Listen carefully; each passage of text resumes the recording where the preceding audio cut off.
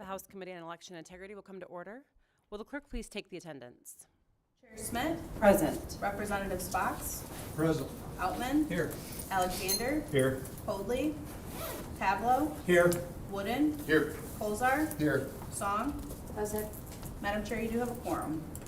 Representative Fox moves to adopt the minutes from the May 20 meeting. There being no objection, the motion prevails by unanimous consent. Today, the committee will be hearing testimony from Tim Vetter and Braden Jacobazzi with the Michigan Fair Elections Institute Data's Evaluation of Election Process Team, who will be speaking to concerns relating to the elections here in Michigan. Welcome, Mr. Vetter and Mr. Jacobazzi. I hope I'm saying that. Okay. Thank you for coming. You may come up to the table here and begin when you are ready.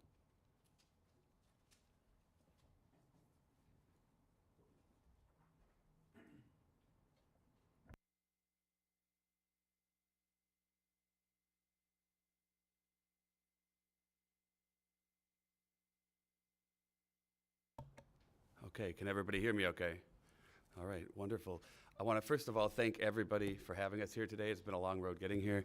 Tim and I and all of our teams have worked very hard, and we're very appreciative of everybody here for taking their time out, because I know you guys are very busy and you didn't have to do this, and we're very appreciative that you did this, because this is very important to us, but also to the state of Michigan and to the Democrat and Republican voters of this state. So thank you so much for doing this.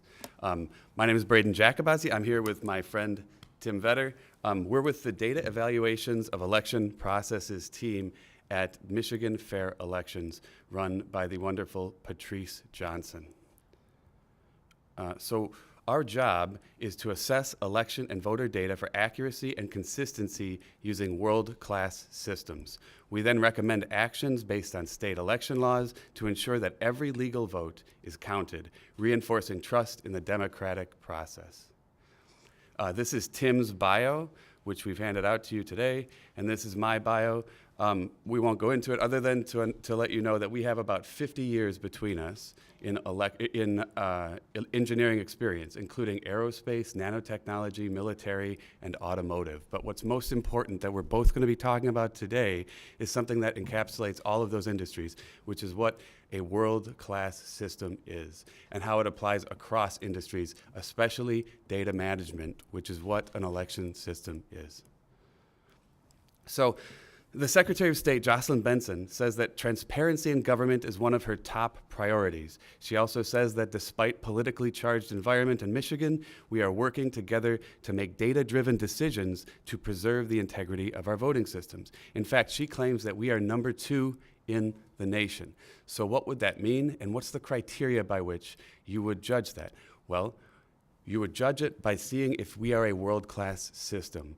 A world-class system, there's many pillars and many characteristics that would define it, but broadly speaking, what you could do is break it up into 4 pillars. 1, transparency and accessibility. 2, standardization. 3, validation or auditability. And 4, accountability and security. With these 4 things, if you have them done in a world-class way, you will have a $1 million, billion-dollar system that will support a major company, or in this case, a major election system. Number 1, election transparency and accessibility as it relates to election systems. So in an election system, in order to have transparency and accessibility, you would need hand-counted paper ballots with watermarks and ballot numbers on them. This is imperative in order to validate what your digital system is doing. It doesn't matter how beautiful, how wonderful, how expensive your election system is that's digital if you can't verify it with the paper hand count as well. 2, you also need real-time records that are accessible to the public at no cost. The public has already paid for this data. They've paid dearly, multi-millions of dollars, in order to get this election system. There's no reason why they should have to FOIA and wait weeks or months or years in order to get that data back from them for a system that they've already paid for from people who are supposed to be their representatives. So today, free access is not really free.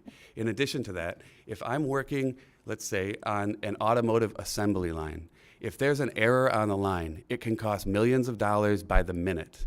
By the hour, we can lose more millions. By the day and week and month, we can lose billions of dollars.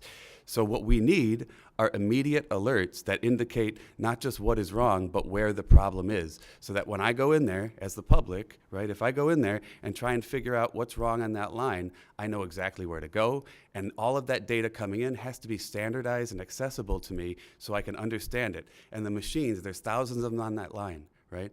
They have to talk with one another in the same language. They have to have a standardized language so that machine A over here and machine B over here is using the same kind of data set here as they are here. Otherwise, when they talk to each other, it's going to be a garbled mess, right? So in addition to that, you need accurate and complete records. If you're not getting full records, it's almost worse than if you get no records at all, because then you know that you're not getting what you're not getting.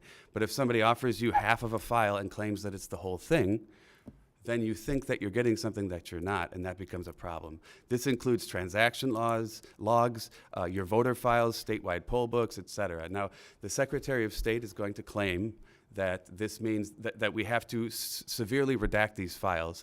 And she's going to say that that means, if I give you these things, that you're getting personal identifiable information. But for 100 years, it's been common practice to give out all of this information to people because it's necessary in order to validate our systems and keep a transparent process that people trust. There's no need for us to, and we're not asking, to get personal identifiable information from anybody. We don't want your social security number, we don't want your driver's license number, but those are a minute fraction of the data that we are paying for to upkeep in the system and that we are paying for that we need in order to determine whether there are errors in our system, anomalies, bad code, or fraud. We can't determine that without your help today. And so we're not here to try to lecture you. We're here to try to collaborate with you and give you all the information that you need in order to take this a step further. So is Michigan world class? You have to keep asking yourself this question. We have a multi-million, multi-billion-dollar system in our election system, and there's no reason why we can't be applying these principles to it. So in order to have world-class standardization, that was the second pillar that we mentioned, right? The QVF must be a reliable single source of truth and single version of the truth. That single source of truth means that if I'm on a assembly line for a vehicle, if there's 1,000 different people and 1,000 different computers and robots and they're all speaking with one another and a problem occurs, I can't check all 1,000 of these in order to figure out where that error occurred. I need that immediate alert to tell me where to go, and I need a hub where all these things are talking to one another that I can go, and all of that language is understandable, and it's organized in a standardized way so that when I go into that hub and I look there, I can immediately find what the error is and figure it out. There's no reason why, like in our election system, I should have to FOIA that and wait for weeks on end to get that, and then have an arbitrary and capricious process whereby I don't know how much that FOIA is going to cost me at the first, and it might take weeks or months or years to ever get, and sometimes they might deny me for no good reason. That's a problem. If that happened to me on an assembly line, my company would be buried in the dirt. We would not survive if I had to wait a month for my supplier and my vendor of my machine to come back and tell me what's okay and what's not with his own system. I would need that data immediately, and I would need access to it. The people of Michigan are world-class people, and we need a world-class system. So in an election terms, instead of having that hub on the line and having these thousands of machines, well, we do have thousands of machines. They exist at the local level, they exist at the county level, and they exist at the state level. And all of these machines and these people, that's our assembly line, and they have to be talking to one another, and they have to be speaking in a common language with a standardized process. And this means that we need uniform and complete registration standards. This means IDs and citizenships, among other things, because there's a phrase basically in all industries. It doesn't matter how good your system is in the middle. If you're putting garbage in, you're going to get garbage out. So if I have election data that includes fraudulent voters, duplicate voters, illegal aliens that shouldn't be on the voter rolls, things like that, that's a problem because it doesn't matter how many millions of dollars or how altruistic or wonderful the people are that are running this system, the data coming in is garbage, so it's necessarily true that the data coming out will also be suspect and not be trustworthy. And right now, we're going to show you that that is clearly an issue that we have. Next. We also need uniform and complete recording standards. That means we need file formats, naming conventions that are uniform and complete around the state. We need headers and layouts. All these boring things that nobody really wants to think about are fundamental. When one machine talks to another machine, and you have one data set here, and you have column A in one data set, and it doesn't match what the data is in column A of another machine, and now they're trying to talk and merge these files together, that data no longer means anything. Because now you've got apples and oranges being mixed together, and the data is now garbage to you. And if you don't have a good process to trace it back even, and you've got a black box system, there's no way for you to know which machine screwed up. There's no way to know which machine is right and which numbers are correct. And we're going to get to that in a second as well.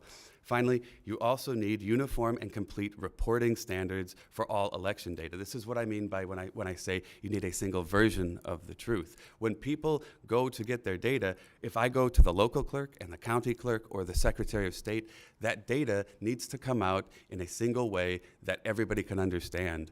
Otherwise, you're going to have fragmentation and dysfunction in your system. People aren't going to trust your system, and worse, they're not going to trust each other because you're going to have data silos, which we're going to get to in a second. Finally, you need standardized real-time processing that's free to the public. It's fundamental that if I'm walking that automotive line, that I can get the data immediately and that I don't have to wait a week or a month or an unknown amount of time before I get that data. There's no reason why this data can't be made real-time. Right now, Tim and I have to wait a month to get the data every time we see these elections, and we have no idea what's going on in that month. And you're going to see that there's very specific issues that are very questionable and leave us with a lot of questions that we need you guys to answer because we can only go so far with this. We need your help. So, is Michigan world class? This single source of truth that we talk about, this isn't something that Tim and I just made up. This is a term of art. Single source of truth, single version of truth. These are things that world-class systems require. Forbes magazine thought it was so important, they did an entire write-up on it. And here's what they said. Despite the clear dysfunction created by having fragmented views of business performance, we continue to see organizations struggling with multiple data silos and competing versions of the truth.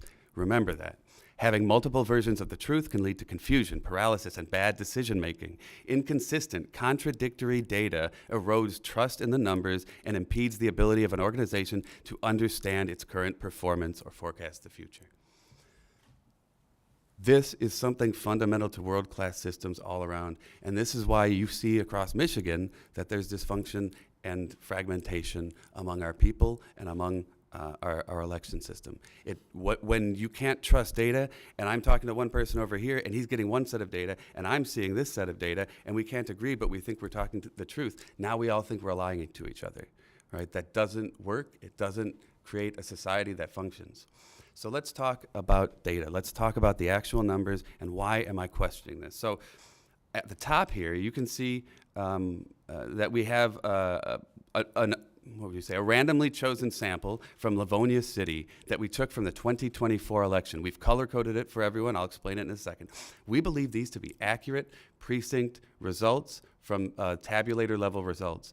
Well, the reason we believe these to be accurate is because we took them from the local data, which is the closest thing to the source of the election. We chose Livonia at random, and we chose 8 precincts from Livonia. You'll notice that some of the precincts are split into A's and B's. That'll be important in a second, but really you just have 8 precincts that are split into A and B in some of them. And then we chose 2 random candidates who are running for Supreme Court, Miss Bolden in blue and Mr. O'Grady in brown, and then we have the total votes, which makes sense, in green. Everything is nice and tidy, wrapped up in a nice bow for you. Everything makes sense, right? However, when we look at the Secretary of State's own data on her official website for the precinct level tabulator results, what you're going to notice is that now we've already lost some fidelity in data. You can see that the precinct numbers are now no longer 1A and B, you just have 1. And this may seem innocuous at first, but what this does is if there's a problem, it makes it more difficult to find it. Because if it was in precinct A and not precinct B, now it becomes more difficult. It becomes easier to hide a problem if there is a problem, and more difficult to trace it back and validate your election. Plus, this proves, as innocuous as it may seem, that the data is being manipulated before it gets to the public when they view these files. But it gets worse than that. When we're looking at Bolden's file now, you can see that originally there was just one column of data, and now it's been split into two, which is not explainable. And Patrick O'Grady's file has been split into two as well. But beyond that, you can see now that Kira Bolden is now being has votes that are being attributed to her that used to be attributed to Mr. O'Grady. This is a problem. This is corruption of the data. In addition to that, what's more comical or worrisome is that Mr. O'Grady now has entire totals of the election listed under his file.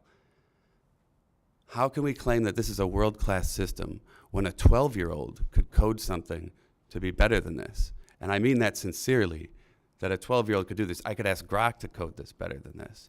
And we're paying millions of dollars for this system. We can't explain how this happened or why it happened, but now the second column of Mr. O'Grady has inexplicably empty slots for his vote. So she's got double slots, he's missing slots in his. But what's more nefarious about this is that if you wouldn't have known that this accurate data existed at the local level, and you just went to the state level, which is what 10,000 out of 10,001 people would do, they would have no idea. There would be no color coding for them. There would be no expert explaining to them that none of these data make sense. They would just look at these numbers and think that this was right.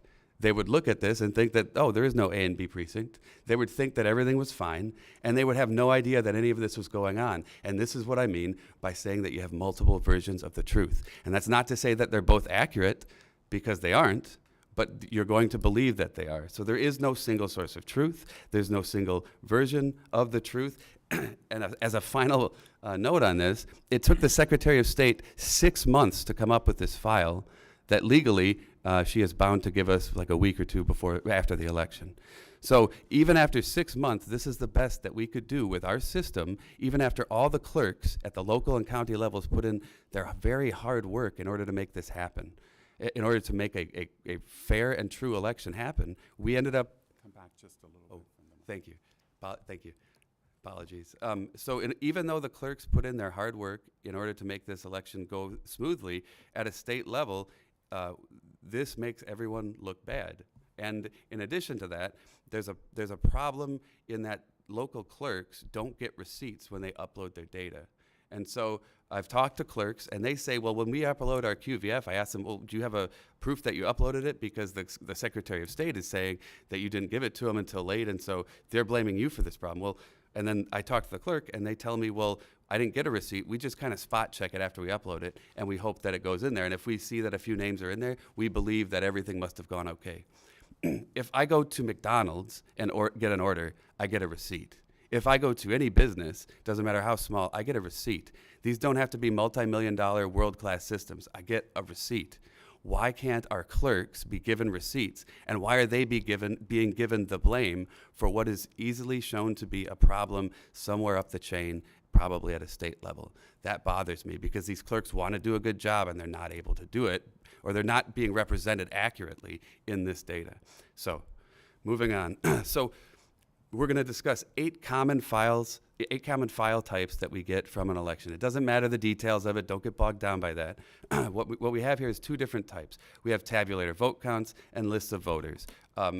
What matters is that you have local, county, and state files that come in, and they should all agree. An election, if I look at a local level, the numbers that they have should match the state level and should match the county level. The local data is what feeds all of those data sets, so there's no reason they should disagree. And yet, when we look at all 4 of these data types at the local and county and state level, they never agree.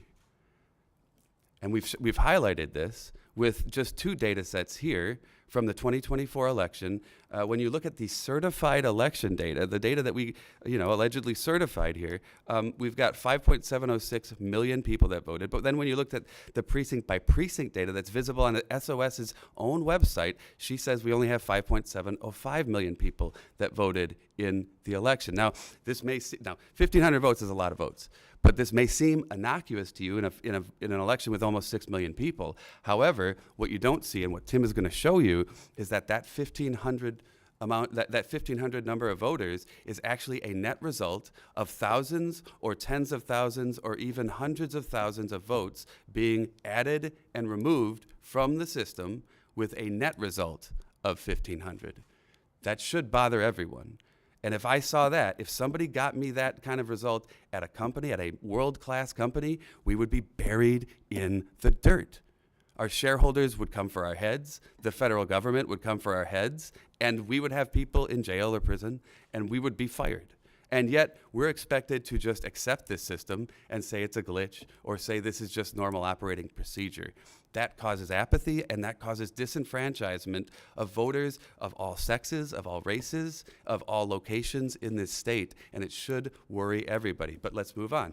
When we look at the list of voters, which is another file type that is used at local, state, and county levels, those files never agree either. And we've highlighted one value here for the 2024 election that also doesn't match these values here. In fact, there are 83 counties in Michigan. 41 of those county clerks were gracious enough to give us the files because they're public files and they recognize that. And we were able to use that data to help make these presentations that you see today. However, 42 of those county clerks gave us arbitrary and capricious fees that were often burdensome, so we couldn't do the job. In fact, Tim and I are both victims of this. Tim requested a simple FOIA for election data, and he was charged over $600 and made to wait months and take them to court. And you may think this is frivolous, but he won in court because he was right. And instead, the Secretary of State is bringing decrees on these clerks and imposing these ideas on them such that they try to make Tim and I pay these exorbitant fees. I made a FOIA recently for about 5 pages of double-spaced messages from the Secretary of State. They waited 6 months to give it to me and charged me $650 or something for that FOIA. If any company was run this way, it would be buried in the dirt. It would be rightfully buried in the dirt, making their shareholders wait 6 months for their data, for their shareholder data. It doesn't make sense. So there is no single source of truth. The data sets don't match each other, and the Secretary of State has imposed arbitrary and capricious standards. There is no standard for how this data gets back to you. And this isn't just a rural issue. It's not just a Northern Michigan or UP issue. It's not just West Coast or East Coast of Michigan. This affects Detroit as well. This affects Southeast Michigan, where you have the highest percentage of voters in the state, right? You have the highest density there. And if you look at the Detroit file and 2 Wayne County files, so the Wayne County files can't even agree with themselves, and then you look at the Secretary of State files, none of these files ever match each other. Why is that? If this happened in any business, it would never fly. Right? Is Michigan world class? That's the question we keep asking ourselves, and that you have to keep asking yourselves, because the Secretary of State claims that we're number 2. The people of Michigan are world class people, but they aren't getting a world class system. So in my final slide, I want to talk about absentee ballot tracking. A little over 40 days before an election, the Secretary of State will send out absentee ballots to the people of Michigan. And those ballots will come in, they'll go out, and you get day-to-day tracking files. We have to purchase them. We shouldn't have to, but we do. It's expensive. And we get day-to-day tracking files to see, is the election going okay? Are there issues, right? And what we see in that file is that there are substantive issues in those files. But in 2024, when we were trying to make that file a little bit more robust, with the Secretary of State, when we caught that there were duplicate votes in the system, instead of working with us, the Secretary of State removed substantial and consequential data from the file and then charged us double for it and split it into 5 pieces that don't make sense. So we need the voting method, the ballot ID and things like that. And without it, we wouldn't have been able to find what Tim is going to show you, 6,000 duplicate votes in the primary election. And then what we found in October was that there was a ramping up of duplicate votes in the general. That led up to a spike on around the 28th of October of over 120,000 duplicate votes in the system, inexplicably. And it wasn't until our organization brought that to light and made it public that the Secretary of State suddenly removed those votes from the system inexplicably. And her explanation had no detail other than, oh, it was just a glitch. It's just a glitch. It's 120,000 duplicate votes is just a glitch. That would never fly in any business. We would be thrown in prison. But we're expected to believe that without anybody having looked at the system, audited the system, looked at the code, figured out exactly why it is, had a third party come in and audit it. Nobody did any of that, but we're expected to just accept that on face value. Nobody would accept that. No shareholder would accept that. No government should ever accept that. So we have these 5 unnecessarily complex files now instead of 1. We're being double charged, and those files have no standardized process. So we have to go into those files, and instead of having a data-driven analytical approach where we can just analyze the data, we now have to make a sadistic art project like Dr. Frankenstein and stitch these files together and hope that we're doing it right. That's not how an election file should work. That's not how an election system should work. So we have a Frankenstein monster instead of an election system. So to end, I would like to make an analogy. We want a world-class system. In the automotive industry, I want a world-class vehicle. If I save up for a world-class vehicle, I want the symbol of America. I want like a beautiful blue Jeep Rubicon, right? Let's say I order it, I get the white glove service, and I want it delivered at my door. One day, a guy shows up. I've paid dearly for this vehicle. This guy shows up at my door with a key in hand and a bright smile and a bag in his hand. And I look out the door, and I'm expecting to see my Jeep. And it sort of looks like a Jeep. The front door is blue colored. The passenger door is black colored. The rear door is ripped off and put on the hood. The hood is ripped off and thrown in the yard. The rear quarter panel is now where the door should be. And they ripped out the engine and threw it in the trunk. And now this guy hands me a bag and he says, here's all the nuts and bolts for your vehicle. Go ahead and DIY. By the way, congratulations on your new vehicle. And he flips me the bird as he walks away. That's what this system has done to the people of Michigan. It's disenfranchised everyone because we cannot trust it. If we go back to this system, the colors on the doors don't match, the engine isn't in the right spot, the vehicle doesn't run. And yet we are supposed to believe that we got the symbol of America, that we got a world-class system. We want our Jeep Rubicon. We paid for it. We paid millions of dollars for this system. The people of Michigan are world-class. Please help us give them a world-class system. Thank you. I'm going to leave now and give this to Tim to explain the other half of a world-class system. Thank you, everyone. We need your help. I appreciate it.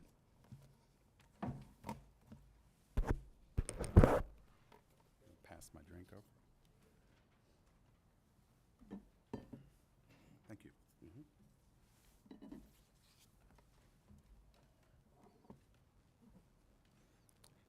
Thank you, Braden. Braden covered the first 2 areas of what would be considered by any standard a world-class type system. His focus was on reporting and a lot of the reporting glitches that we have seen over time. I'm going to now cover the reality of Michigan's vote history records. As a point of reference, think about your personal bank account. Your bank's account numbers, like your voter ID, and certain parts of your bank account can change, like your name and your address. However, your bank transaction records should never change. It's very important to know that vote history records are like your bank's transaction records, and according to state and federal law, they should never change, but they're changing all the time. I'm going to cover validation and auditability. This covers my career in world-class systems where responsible for automotive lines. We do a lot of work with data, auditability, validation, and a lot of other very important criteria that I've applied to our votables, and I have the honor to share that with you right now. So for a world-class election system to have validation, I have to be able to combine different sources of information from a single source of truth, and all this data should be in sync. This is just common sense. It's a very simple concept that if you get tabulator counts, you get a list of voters, they should be in sync, and they're not even close to being in sync. So what we recommend for a world-class system is that after you certify your county, you're going to lock all the vote history records. There is no reason these records should ever change. I want also, what I'd like this committee to know is I operate a poll book during elections, and I make sure that the tabulator vote counts match the list of voters for my precinct. I verify that the data is in sync every hour as required by my Secretary of State training standard procedures. I'm held personally accountable for a balanced precinct. Likewise, the Board of Canvassers hold a county election certifications to confirm those same documented tabulator counts match the poll book's list of voters. Unfortunately, requiring that same list of voters are uploaded to the QVF is not a requirement of county certification. So one thing we'd like this committee to consider is that just a simple change to make that a requirement would make a world of difference to make sure all that data is uploaded to the QVF. So I ask you, why is this not a standard procedure right now? We have yet to validate the vote counts from the tabulators match a list of voters from any data source, from any past election, or in any source, whether it's the statewide, county, or local data. None of this data ever matches. That's a serious issue. What I'd like to identify here is that there are two special elections from last year, and Representative Song, I'd like you to pay attention because the data that's missing in those special elections from the Bureau of Elections is your election data. And that's not only shocking to me, but I'm sure it's shocking to you, because how does election records end up missing from a single source of truth? Not only was it missing starting in December, but it's missing to this very day. Why? If it happens one time, that could be a mistake. But if it's happened, and that mistake should never happen, but if it's happening repeatedly, because we've checked that the data is in the source data. So if the data is in the source data, but it's not in the data we receive from the state of Michigan, why is that data being removed on a month-by-month basis? We believe that needs to be investigated. One other thing I'd like to point out is if you look at this table, you're going to see that back in 2019, there were about 47 elections that were being maintained in the voter rolls back in the day. Like our voter rolls, which have over time with this current administration has blossomed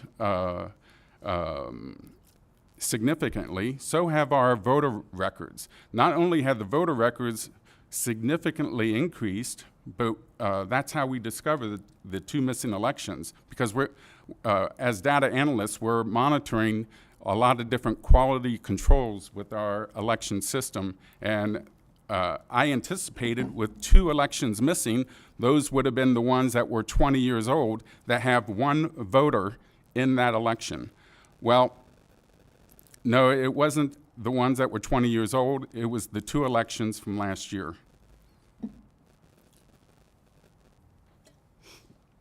I'd like to bring your attention, we're going to cover how, 6 different ways, how vote history records are being currently changed in our vote history record system.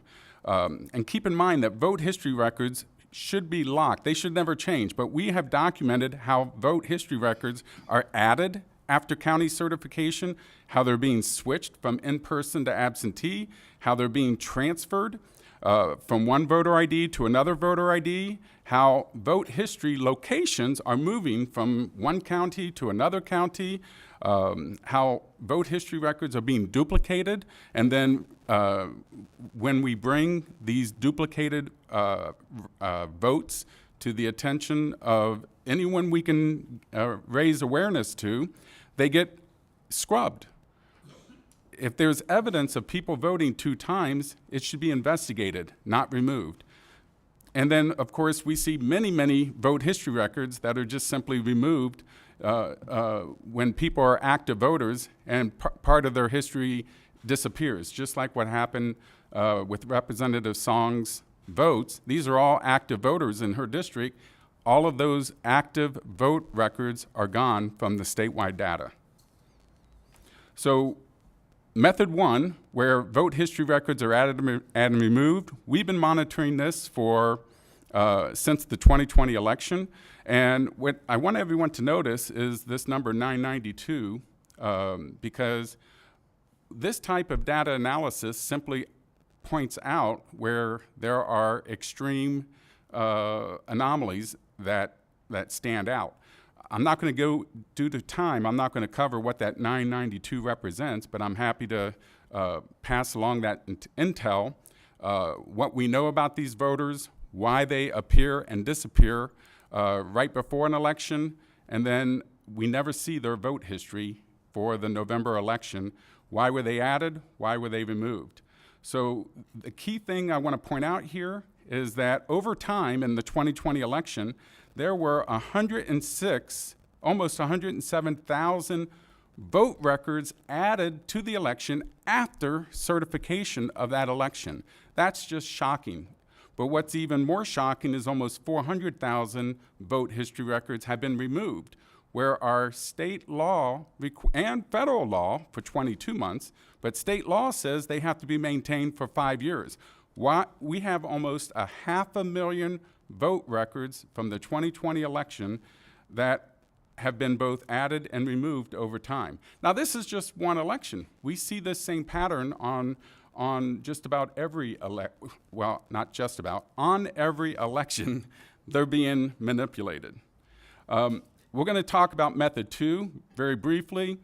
Votes are, when we see the vote results in the statewide data, and then we see that their method of voting has switched from in-person to absentee, this switching and this changing is happening after certification.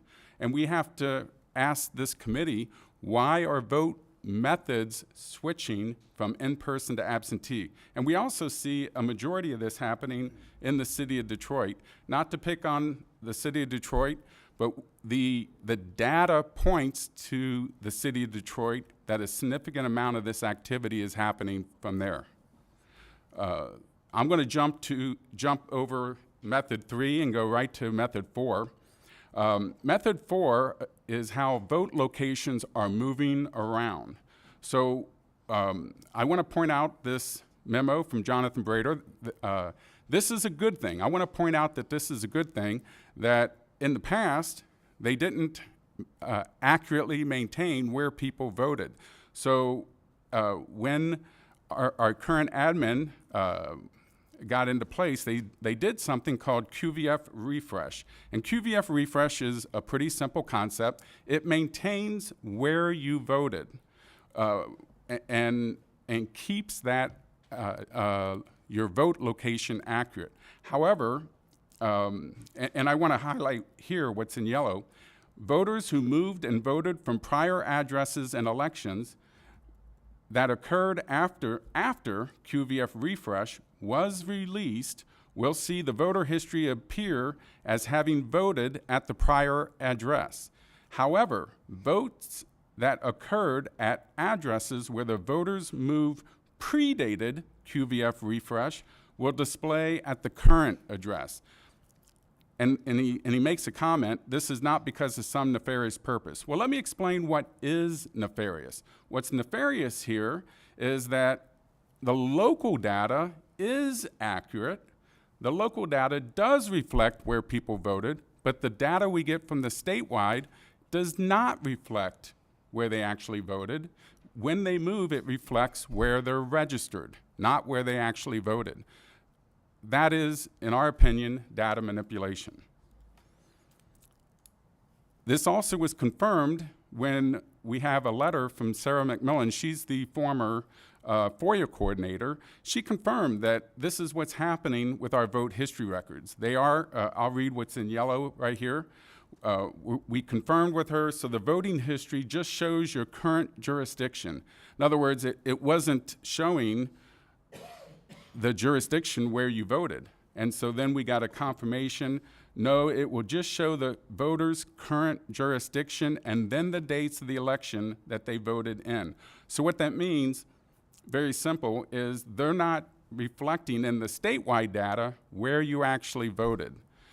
And that is shocking because that's also data manipulation. And the reason we say by the SOS in this example is because it's just simple common sense. If the data is accurate in the single source of truth, but it's not accurate in the data that we get from the Secretary of State, then we can only assume that that's where the source of the data manipulation is happening. We hope that there can be an investigation. We can hope we can try to understand why this is happening. So what I want to point out here is that same memo from Jonathan Brader. You could see that the data we received from the Bureau of Election did indeed maintain relatively close matching to the source data. But right after the 2020 election, what you're going to see here is that each month the data from the Secretary of State reflects massive, massive quantities of changing and moving where people voted. And this is happening to this very day. So should vote history records be manipulated? We certainly believe it should not be. This is a very easy issue to fix because the data is already accurate in the single source of truth, but it's not accurate in what we're getting from the state of Michigan. I also want to give a shout out to the Locus Standi group because they're doing excellent work as well, who have identified in much greater detail this very data manipulation anomaly. Okay, here's method number 5 of 6. As a matter of fact, voting 2 times is such an important concept that Secretary of State Benson and Attorney General Nessel created a joint video that's 1 minute. I absolutely love that video. It shows the importance that you should not be voting 2 times, and that if you do vote 2 times, it's a crime. You should not be doing that. Here's what a duplicate vote looks like in the voter roll. This would be where you have the same voter ID. You have these are different records. These are vote records. And you'll see that the election date is listed twice. And in this case, this person voted twice, apparently according to the data, okay, both in person and absentee. So what we've been tracking since Jocelyn Benson became the Secretary of State is we've been tracking these double votes. As you could see, back in January 2019, there was a massive duplicate problem. Gotta move this out of the way. It won't move. I'll fix that. Read mode, okay. Well, anyway, You can't win. I'll keep my cursor off to the side so it'll go away. But there we go. So what you see there was 11,500. If you caught that, you'll have to pause the video. And then, as you can see, that number decreased over time to the point where back in by a year and a half into Jocelyn Benson's and the Bureau of Elections time of cleaning this up, they got this issue under control, apparently, because there were a lot of duplicate votes. And I showed you what a duplicate vote looks like. Well, what's been happening since then is we've seen this issue just as recently as a little over a year and a half ago start picking back up.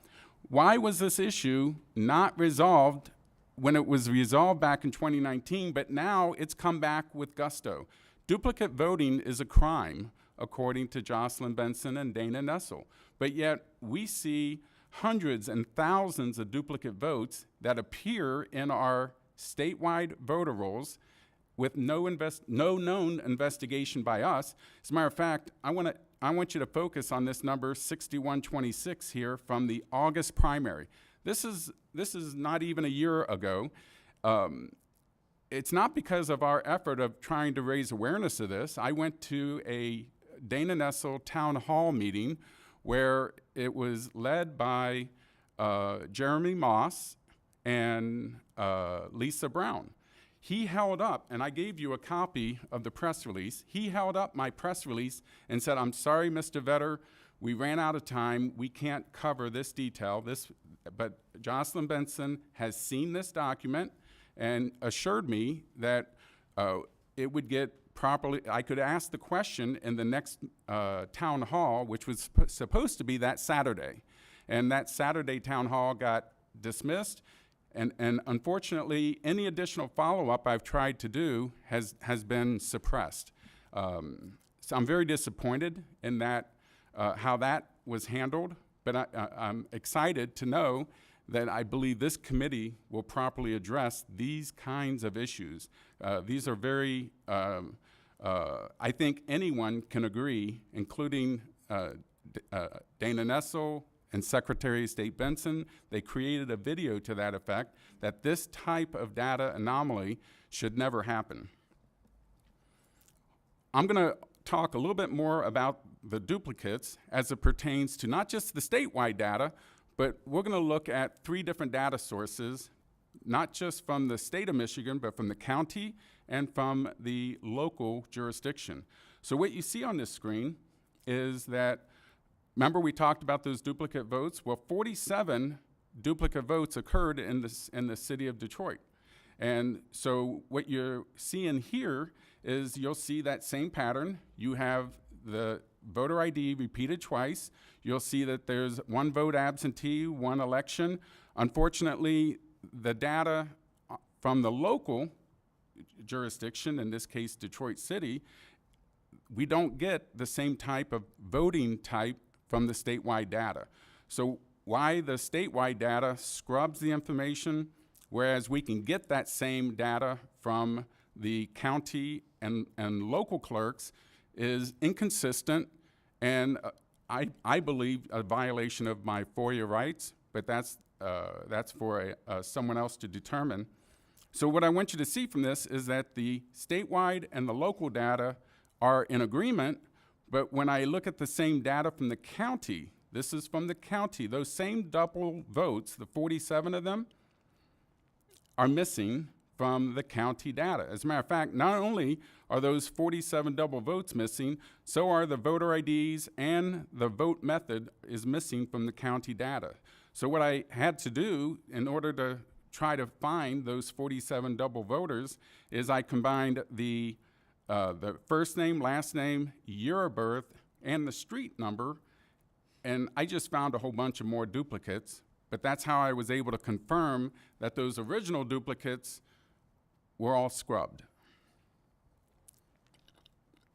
So let me wrap this up by talking about world-class election accountability, our laws and accountability, because I know a lot of people are very fed up, myself included, about we have laws, we have what appears to be violations of laws, we have violations of what would be just common sense systems and how the systems should respond when it comes to data. I've been involved in many different groups over time, nationwide groups as well. This issue that I've been pointing out with our manipulation of our vote history records is not isolated to Michigan, but what we can do here in Michigan is we can set the standard for how vote history records should be properly maintained. And this is where we need this committee's help to, first of all, identify that vote history records should not be changing. We did a poll, and we found out that 95% of individuals agreed vote history records should never change. So I don't know how, in light of what we just presented today, if it's a violation of law, how you can defend the indefensible when it comes to all of these records changing constantly. It's certainly not world class, and it's hard to comprehend how you can audit data that's never consistent. I'm going to just highlight one of the laws. So if any list of any list of voters that you have, they should be consistent whether you get the data from any of the different areas from the single source of truth. But you can't add, erase, or alter any of those records. It's right here in the law. So I'm not a lawyer. I'm not a legislator. But to the innocent or to the average voter here in Michigan, this is something that anyone would question whether or not we're following the law with our vote history records when you're presented with what I just shared with you today. So I want to wrap up this presentation by saying, first of all, thank you for giving us the time to present this information. The data is black and white. As you can see right here, this is as far as we can take it when you see this wall. We can look at the data that we're given according to the law. We can recognize the anomalies. We can investigate by following up with the clerks to confirm, yeah, this data is not accurate and not right. And this is as far as we can take it. We need your help to confirm what we have just shared with you today. And then when that data is confirmed, and by the way, all of our results have been peer reviewed by not just Braden and I, but a number of different industry experts who know how to analyze data. This is very simple stuff, quite frankly, and it's not going to go away. We need to have solutions on how this should be properly maintained. And then where it goes from here is in your hands, where we can go with it. So I want to thank you. I want to finish by just saying with the voter roll reporting and vote history evidence that we just presented, you ask yourself the question, do we have a world-class election system with the evidence that I just shared with you today? And thank you for your time. Thank you for your presentations, both of you. And you raise a lot of questions and concerns here that you brought forth to this committee, much of which we've heard previously from other groups and presenters and organizations. And this is just, again, another reason that shows us that there is a lot more work that needs to be done. We do want to find solutions for these weaknesses and vulnerabilities within the system because I believe there is much of that. So a couple questions that I just have here. You want our help. We want to help you, and we want to help the state of Michigan and the public and have confidence and trust restored back into our elections here. So one of the things that we have done and that we're trying to do is pass HJRB, which is requiring proof of citizenship and an ID to vote. So that's hopefully something that we can get across the finish line here in Michigan.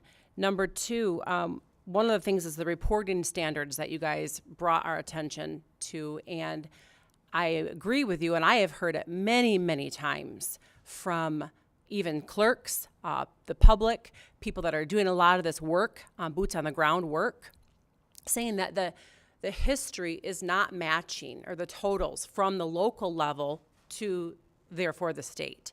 That's a problem. That's a concern. We hear that, and we need to look into that and address those issues. So I have a question that also I'm curious. With all of these big concerns, clearly in all the FOIA that you guys are doing to the Secretary of State Department, what are some of the response that you're given specifically when it comes to why aren't these totals matching from the local to the state? And the special elections, that's really concerning that those have just disappeared and they're not in the system. Have they given you any reasons or explained why that's disappeared and why these totals don't match? I'm curious as to what they have said to you in response to that. I'm sorry? Have you been given a reason why it's gone? No. Yeah, neither Tim nor I have ever been given a reason why 2 elections would just vanish from our election system. Have you asked? Yes, not only have we asked, we have reported this, and it's been documented in national news. We have basically screamed from the rooftops because this unfortunate situation that affects Representative Song in this one isolated example, this has been happening for 4 years. Data is, as a matter of fact, one of the 6 methods I didn't even give detail on is how active voters here in Michigan do not have their vote history records in their under their voter ID. How does that happen? You don't just lose data. Data has to be removed. Data just doesn't disappear on its own. I think to put a point on that, the data coming from the clerks seems to be accurate, and then somehow along the way, when it gets to the state level, now it's all jumbled up into a mess. We're missing entire elections, and the car, is all discombobulated, and now you've got a junker rather than that beautiful vehicle that I mentioned. So it's not, there's something fundamentally wrong, not at the local level or the county level, but somewhere along the line when you get to the state level. So there is a truth there that we can find, and it should be able, so there is a way to solve this. We aren't legally allowed to do it, and that's why we need your help. Yeah, thank you for bringing that to our attention. One more quick follow-up from me, and then we do have a few questions here. And I know that some of the when you FOIA, some of the fields have been removed as of like late fall last year that you no longer get when you FOIA something. Is the voter history one of those fields that has been removed? We are missing things like voting method. Like if you're looking at the voter file or the absentee ballot tracking file, yes, we can no longer see how the method by which somebody voted, which is a problem because as you've heard before from other sources, including us, is that people's votes are being switched, right? If somebody voted in person, the voter file then will show that they voted absentee. And then the next day it'll show that they didn't vote at all. And then the next day it'll show that they voted absentee again. And it'll do this 6, 7 times for some people. And there's no good explanation for that. And if they fix it, I don't just want it to be fixed. I want to see exactly what was going on for all these years, how it happened, so that it doesn't happen again. And we need a transparent system, which is part of what a world-class system is. It has to be transparent. We can't just go in, say it was a glitch, fix it, or claim to have fixed it, and then assume everything's great from then on out, because it hasn't been great this whole time, and we've just allowed it to be that way. We need to be able to see it. We need to be able to see what's going on in there. That's all. Yeah, if I could also add that we have inconsistencies in what data is being redacted. That is disturbing to most people, that I can get the data from like I'm showing on the screen. I can get the voting type from the local clerk and also many county clerks. But other county clerks, other local clerks will redact that information. So why is it inconsistent depending on who you go to? And unfortunately, from a statewide perspective, it's redacted on a statewide level, which is the most disturbing because that's where we can go and get what we would hope is the single source of truth. Yes, thank you. We will move to questions. Representative Fox. Thank you very much, Madam Chair, and thank you guys for being here. You guys have put a lot of work into this and a lot of time. It's wow, it's amazing. And I agree with you 100%. We long for a world-class system, and we long for truth, and I always say truth with a capital T, which is different from truth with a small t, that a lot of people want to proclaim. Jesus said, you shall know the truth, and the truth shall set you free. And he also said, I am the way, the truth, and the life. And those are powerful statements because truth is absolute, it's eternal, it's immutable, and it stands. So we long for truth. I want to say that I did read your press releases as I was sitting here, and thank you for that. And the one question I had from your press releases, and then I have a couple more, is if I'm reading it correctly, the the error rate is supposed to be something like 8 in 10,000, and in Michigan, it looks like it's 8 in 100. Am I reading that correctly? You are correct. Okay, I mean, think of that. Every 8 of 100 votes are out of sync in the state of Michigan. That's awful. It's horrible. Yeah, and you know, I am wondering further. I just keep on going back to, as you talk about all these changes that are going on, who has access to our data beyond the Secretary of State? I mean, I'm wondering, is there something else nefarious, using your word, out there in your opinion? So that's not a question that we can answer, and that's exactly why we're here today, because we have all this data, none of it makes sense. If it was at any world-class system in a private industry, we'd be buried in the dirt, we'd have federal fines, we'd be in prison. So that's what I can say about the private industry. But here, I can't explain why it is, because we don't have an investigation, and when we do audits, they're always risk limited, which means we look at 2 or 3 ballots and call it a day, Yeah. roughly speaking. Yeah. So we need something serious here. So final question. You know, you talk about 2020, 2022, 2024, and we look back. Why is it so important that we look back, and do you think that those elections were certifiable? What I will say about past elections is that we've been preaching from the rooftops about this under Biden, and we are still here today under Trump. I don't care who's elected, who's the president, who isn't. This system needs to be fixed, and that's why we're here.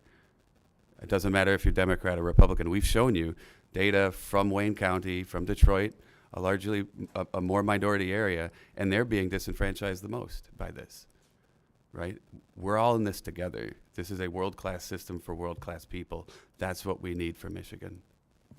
I'd like to add also that looking back is important. You got to learn from history, but it's more important to look forward to corrections that we hope can come from what we learned from history. That is so important that we get it right so that we can win the trust of our elections in the future. Thank you. Representative Song. Thank you so much, Madam Chair.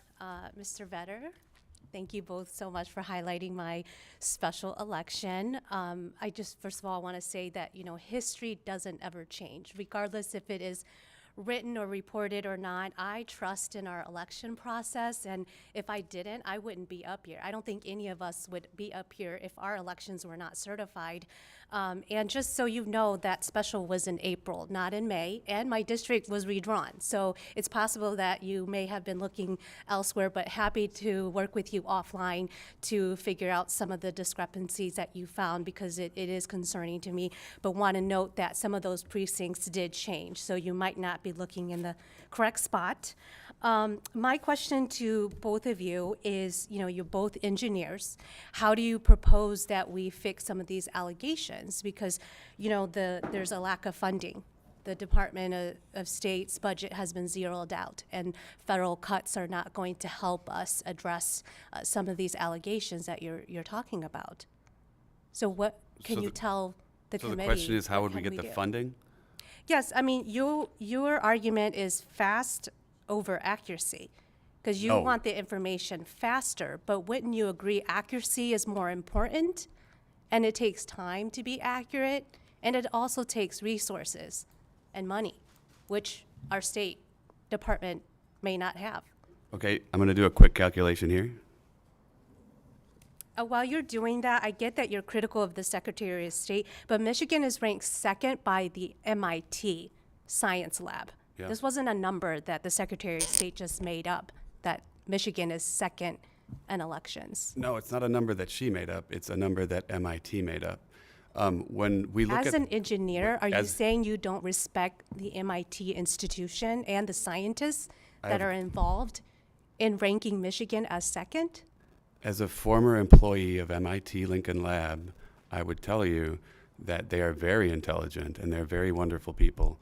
However, the study itself was run by a very biased organizations that funded it. So it's very suspect. And also, the staff at MIT tends to lean on one side of the aisle very heavily. You're holding Michigan. Representative Song, he's answered your question, right, please. thank you. Representative Wooden. Thank you, Chair. And yeah, I just wanted to note that I double checked the county clerk websites while you were explaining and the Secretary of State's website on totals, and they're the same for those special elections. They're the same totals. And I also double checked the timestamp on the county clerk's printout because they're a PDF and they're usually within a week of the election, around the time that election would be certified. And I do wonder if that 35,000 vote record is because Representative Song ran in a district that was both numbered the 13th in her special and in her general, but those district lines changed per the lawsuit from last year. So I'm wondering if that could be why those voter records changed between April and December. I also did have questions about some of the data you presented. I'm looking at some of these local versus state examples, like the Kyra Harris Bolden, Patrick William O'Grady example. And I'm seeing the fact that the 1A number is simply the second column in your spreadsheet, and the 1B number is the first column. You're saying, isn't it pretty clear that the Secretary of State just added the 1A and 1B together, or into one row, rather than having two different rows for them? Mm-hmm. And second, and then my last question is, given the evidence that you have presented and your concerns that these have been disregarded as glitches or oversights or non-issues, have you referred any of your evidence or investigations to law enforcement, like the state police or other entities that can investigate these violations or alleged violations? Well, okay, so multiple questions. Let me answer the referral to the authorities. Braden and I are also together both on a federal lawsuit that includes Michigan Fair Elections as well. We're all plaintiffs. We have been involved in multiple lawsuits, some of which are pending, some of which we have won. In addition to notifying the authorities, I've made multiple complaints to my local police as well as the FBI. I've been involved in many documents that have been published both locally and nationally to raise awareness that all of this is happening. So it's when I say I'm screaming from the rooftops, I've been doing this for 4 years, trying to raise awareness of these issues. Now, if this committee is hearing these issues today for the very first time, you have to ask yourself, why have I failed to give this information, bring this information, this shocking information to your attention? To your other question about this report, the 1A, 1B, when it comes to reporting information, if it takes more than, this information that is displayed on the screen took 6 months to finally be displayed, and when it got finally displayed, it was all incorrect. It actually costs more money to mix up data and make it wrong than to just simply export. We can export data in less than a minute and post it. But none of the data that's posted to this, none of the data posted to the Secretary of State website is an accurate reflection for the election or the list of voters. Because the data on the Secretary of State, even for tabulator counts, contradicts itself. Which data source is accurate? If I go to this link, I get this number. If I go to a different link, I get a different number. If I try to get a list of voters from any of the different sources that go to the single source of truth, I get a different quantity and a different list of names. So the data is in no way consistent between tabulator counts and list of voters. So when we certify our county elections, it should not stop there.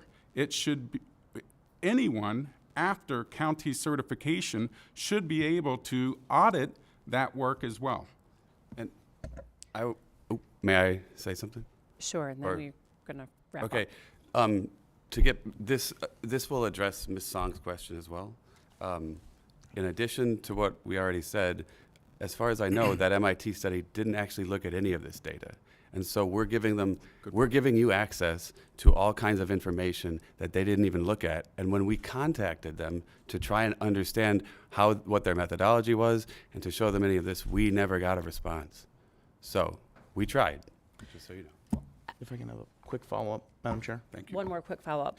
Just one, I appreciate your answer, and I just want to note that those suits are civil suits, not criminal suits.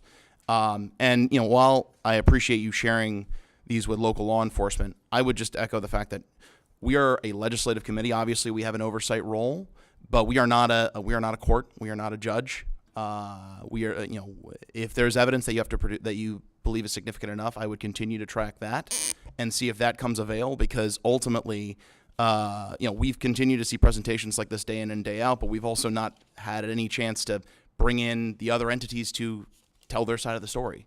And like what happens in a court, and we are not a court. So I would just echo that if you're truly concerned about this, I would simply continue to see if law enforcement is willing to look at your data. Thank you. We're going to wrap up here. We really appreciate your work that you have done, Mr. Jacobazzi. Jacobozzi and Mr. Vetter. It's been great to have you and bringing these issues to our attention. And I would disagree that we do have a duty and a job here as legislators to hear from this and to present solutions to these problems that we see. So that is something that we look forward to, or I look forward to on this committee, is finding those solutions of how we can further just strengthen the security of our elections and transparency that we so desperately need here. So again, thank you very much for your time and for your presentation today. Thank you, Madam Chair. Thank you, Madam Chair. Representative Fox moves to excuse Representative Hoadley. And there being no further business before the committee will stand adjourned.